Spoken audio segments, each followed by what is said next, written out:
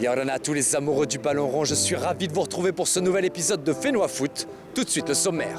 Cette semaine, retrouvez Steve Labussy, partir à la rencontre de la nouvelle génération de footballeurs de Paea. Un travail de fond qui permet au club de dénicher les talents cachés de la commune. Un rôle, vous le verrez, pris très à cœur par l'éducateur des Mauves. Nous irons également prendre la température du côté du terrain synthétique de Bambridge et du club centralien. Vous découvrirez quelle technique utilise Michael Lenoir pour attirer toujours plus de jeunes footballeurs en herbe dans l'un des clubs les plus emblématiques de l'île, c'est les Vins. Tu sais, dans le football, il y a le club et il y a le playground, ce qu'on appelle la street. Et là, on va aller du côté de la street. On va essayer de dénicher quelques perles, perles rares.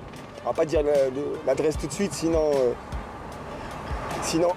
on risquerait de se faire tout prendre. Comme les autres clubs sont friands de nos joueurs, bah écoute, hein, pas grave. La semaine dernière, nous avions laissé Steve Labussy partir au volant de sa voiture à la recherche des talents cachés de la commune de Paea. Une toute autre facette de son rôle d'éducateur. C'est deux milieux différents. Il y a d'un côté ceux qui peuvent se payer des abonnements, enfin des tenues, des abonnements, qui peuvent aller voir les matchs, qui ont toute l'attirail. Et donc d'un autre côté, il y en a qui n'ont pas de chaussures et qui jouent au foot mais divinement bien. Donc bon, voilà, on va essayer de voir ce qu'on peut faire et d'aller justement à la recherche de tout type de talents, garçons, filles, et puis de les rapprocher du club. Voilà, on fait comme ça. Après quelques minutes en voiture, nous arrivons à Tiapa, l'un des plus importants viviers de joueurs de Paea. De ce quartier provient plus de la moitié des licenciés du club. Une véritable mine d'or, comme nous l'explique le recruteur de Manoura. On est sur un autre terrain communal, vous avez vu, il y a du passage, il y a des jeunes, on est au cœur du quartier de Tiapa. Puis on va essayer de voir s'il y a des jeunes qui sont pas là. Voilà, on va essayer d'aller à la rencontre de quelques jeunes qu'on trouve par là. Hey! Alors vous n'êtes pas sur le terrain? Eh là, Thierry, comment les joueurs?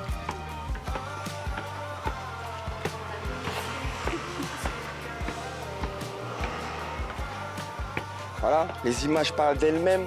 On est dans la route, dans les streets, et puis voilà ce qu'on a dans la rue à Paea. Donc, faut le savoir, hein, à Paea, tous les jeunes sont susceptibles de sortir des hard tricks en street, et en futsal et sur des grands terrains. Et donc, c'est ça aussi un peu notre fierté, tu vois. Donc, c'est pour ça que quand tu vas à la rencontre de tous ces jeunes-là, et que parmi ces jeunes-là, tu vois, il y a un Cranky qui est là, il y a les autres copains qui sont là, il y a des filles qui sont là, et tous, ils sont capables de prouesse, tu vois.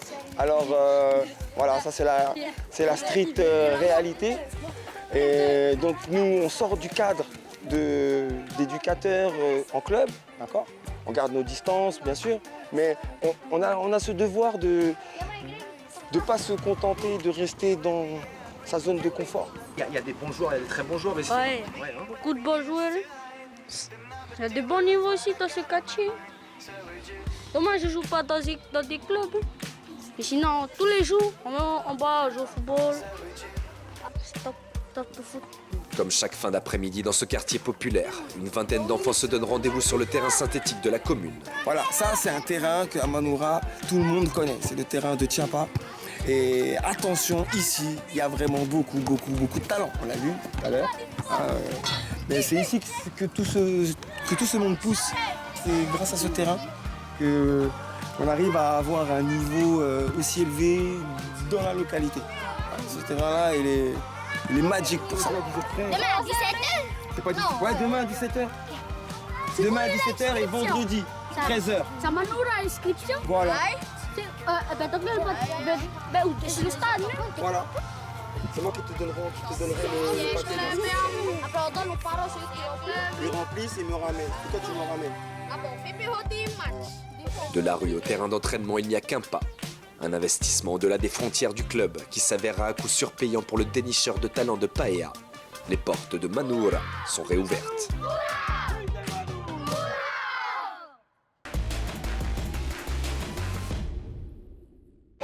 Bonjour, je m'appelle Ilyes. Mon nom de famille c'est Gimier et je vais vous parler du foot de Centrale. Là il y a Saïd, là il y a Noé, là il y a Sony, là il y a Gavin, là il y a Kawirey. En pleine restructuration, le club centralien n'en finit pas d'attirer les foules. Depuis l'arrivée de Michael Lenoir aux manettes, l'objectif est on ne peut plus simple, redorer le blason de l'AS Central Sport. Premier défi relevé, l'encadrement. Nous enregistrons aujourd'hui 18 éducateurs diplômés au niveau de l'AS Central Football. Nous avons travaillé sur une base pyramidale à partir des baby-foot, donc à l'âge de 5 ans. L'année dernière, il faut savoir que nous avions seulement 3 enfants en U7 d'enregistrés. Nous sommes actuellement à 17 enfants. Donc l'effectif de l'AS Central au niveau de l'école de foot, la préformation et la formation grandit de plus en plus. C'est quand même un atout et un plus de savoir que son enfant va être coaché par des dirigeants qui ont les diplômes nécessaires pour pouvoir instruire et éduquer nos enfants d'un point de vue footballistique. Chaque mercredi après-midi, toutes les catégories jeunes se donnent donc rendez-vous à Bambridge sur les différentes surfaces mises à disposition par le club. Du beach soccer au football, sans oublier le futsal. Aucune discipline n'est mise de côté. Quand il y a, admettons, des matchs U11 le week-end sur terrain synthétique ou herbe, on travaille en fonction de se préparer pour les matchs du week-end. Quand on travaille au niveau de la salle, c'est pareil. Et au niveau du beach, si nos U11 jouent le samedi matin sur une mise en place beach soccer, nous les préparons le mercredi et le vendredi sur l'association du beach soccer. De plus en plus nombreux à investir les terrains, ces jeunes footballeurs et footballeuses en herbe devraient assurer au club centralien un avenir radieux. On n'a pas le choix. On n'a pas le choix au foot. Si on ne prend pas les petits en vigueur, on n'arrivera jamais à développer un club de foot. La pyramide, elle commence toujours vers le bas. Si c'est pas fait comme ça, c'est pas possible qu'un jour le club il va se casser la figure. Et on est obligé de passer par les enfants. Et les enfants, c'est le berceau de tout le foot. Hein. On est obligé. Nous travaillons sur le développement d'une école de football féminin qui est en train de se mettre en place avec l'aide de Stéphanie. Nous avons mis à cet effet une éducatrice féminine pour s'occuper des féminines. Ça, c'est mon souhait personnel. Et donc nous sommes en plein développement au niveau de l'école de foot et en plus nous apportons une pierre supplémentaire à l'édifice dans le développement du football féminin. C'est Noël toute l'année, donc c'est Noël au mois de janvier aussi. Donc on avait promis aux U11 de l'AS Central, qui est une nouvelle équipe féminine, on leur avait promis de leur ramener des petits cadeaux à la rentrée si on les retrouvait au prochain entraînement. Et du coup, elles sont là, nous aussi, et avec des cadeaux. Avec une identité retrouvée, pas même le Covid ne pourrait freiner Michael Lenoir et Central Sport dans leur fulgurante ascension. Tous les enfants redemandent.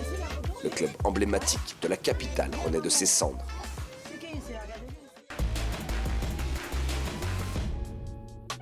Voilà, Fénois Foot, c'est fini pour aujourd'hui. Mais on se retrouve dimanche prochain pour toujours plus de football sur votre chaîne Tahiti Nui Télévision.